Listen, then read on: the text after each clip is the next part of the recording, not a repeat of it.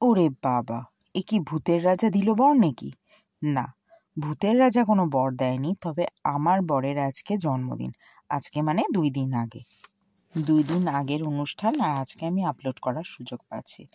এখানে কিছু রান্নাবান্নার আয়োজন করেছি, যেটুকু আমি করতে পারি আর কি। 5 রকমের ভাজা, ডাল, পাতুরি, তারপরে মাছ, পাবদা মাছ, মুড়ি ঘন্ট, মাংস, এইসব। আর তার সঙ্গে এই যে জামাটা দেখছেন, এটা কিন্তু আমার একেবারেই নিজের হাতে করা, মানে ডিজাইনটা আমার হাতে করা। কেমন হয়েছে অবশ্যই করে কিন্তু জানাবেন। আমার তো বেশ ভালো লেগেছে, আমার বরেরও মন্দ লাগেনি। কেন বলুন তো?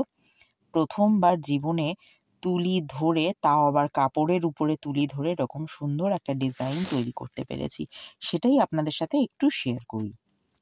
যারা কিনা এই কাজটার সঙ্গে বহুল পরিচিত বা করে থাকেন, তাদের কাছে হয়তো এই কাজটা অনেকটা ভুলে ভরা হতে পারে, কিন্তু আমি প্রথমবার কাপড়ের উপর তুলি ধরে, ঠিকই শুনেছেন, মানে একেবারেই প্রথমবার। এমন নয় যে আমি রুমালের উপর করে একটু প্র্যাকটিস করেছি, না, একেবারেই প্রথম তুলি ধরছি এই পাঞ্জাবির উপরে। তো সেই হিসাব মতো আমি ভীষণ খুশি হয়েছিলাম এই কাজটা করতে পেরে, এবং সেটা যে সবার, এমনকি আমারও যে এতটা পছন্দ হবে, সেটা সত্যি আমি ভাবতে পারিনি। তাই ভাবলাম কিভাবে কি করছি পুরোটা তো দেখালে আপনারাও বোর হয়ে যাবেন, আর আমিও দেখাতে দেখাতে বোর হয়ে যাব। তাই অল্প একটু ক্লিপিংস আপনাদের জন্য। দেখুন তো কেমন লাগছে।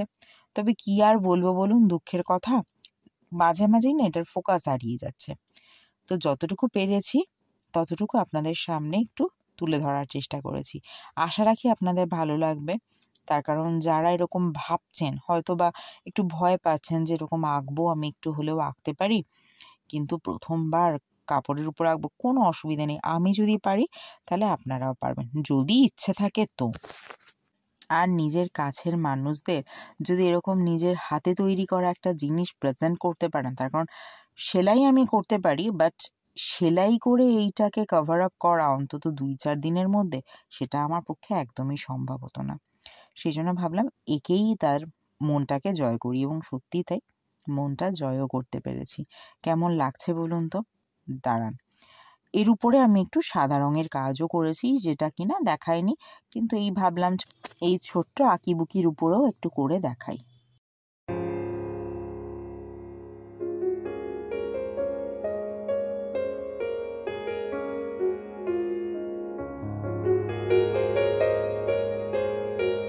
সব মিলিয়ে দাঁড়ান ডিজাইনটা একটু দেখাই। দেখতে ভালো লাগছে না?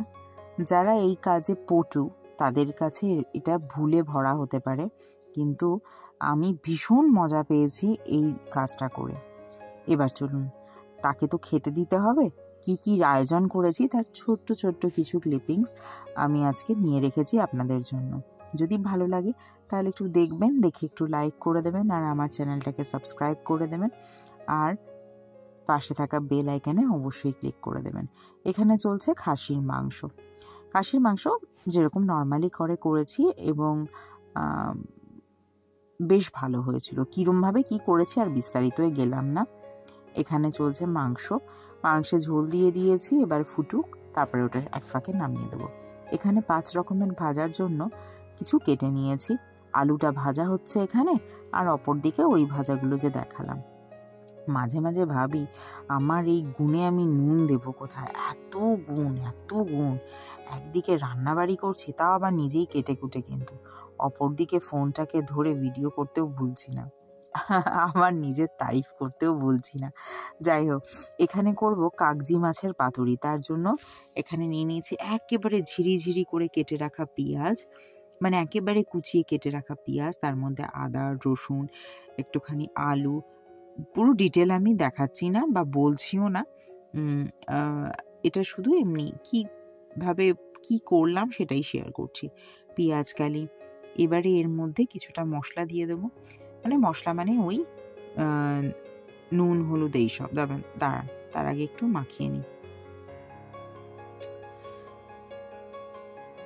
এগুলো চাইলে অন্য মাছেও করা যায়, আমি একটু এক্সপেরিমেন্টই করছিলাম, খেতে খারাপ লাগে না। নুন, হলুদ, তারপরে জিরে গুঁড়ো, ধনে গুঁড়ো, যে বেসিক মশলাগুলো আছে সেইগুলো দিয়েও আবার আর একটু কাঁচা তেল, অবশ্যই সর্ষের তেল। আর সর্ষের তেলের পরিমাণটা এখানে সবসময় একটু বেশি লাগে, একটু বেশি করেই দেবেন, দিয়ে খুব ভালো করে আদ্য পান্ত একেবারে মেখে নিতে হবে। আমি লঙ্কাটা দিয়ে মাখার রিস্ক নিই না, পাছে হাত জ্বালা করে, সেই জন্য পরে মিশিয়ে দিলাম। আর তারপরে দিয়ে দেবো এই কাগজি মাছগুলো, জাস্ট ধুয়ে রাখবো।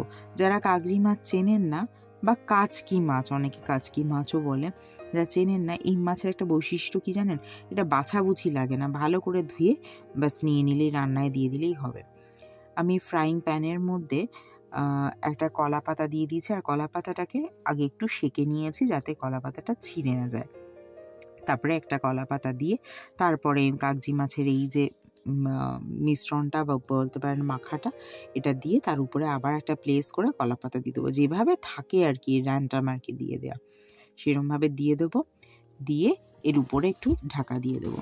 শুধু দেখতে হবে, মানে একটু খেয়াল রাখতে হবে যে ভেতরে তেল মশলাটা যাতে না বেরিয়ে যায়। এই যা কিছুক্ষণ পরে এটা উল্টানোর কিচ্ছু নেই, ভুলভাল বলছি, তো ওটা পরে দেখব, ওটা রয়েছে থাক। এখানে পাবদা মাছের সর্ষে বাটা দিয়ে তরকারি করেছিলাম, অনবদ্য হয়েছিল, দেখে আপনারা বুঝতে পারবেন। আশা রাখি আপনাদের রান্নাটা দেখলেও খুব ভালো লাগবে, আমার বরের তো ভালো লেগেই ছিল।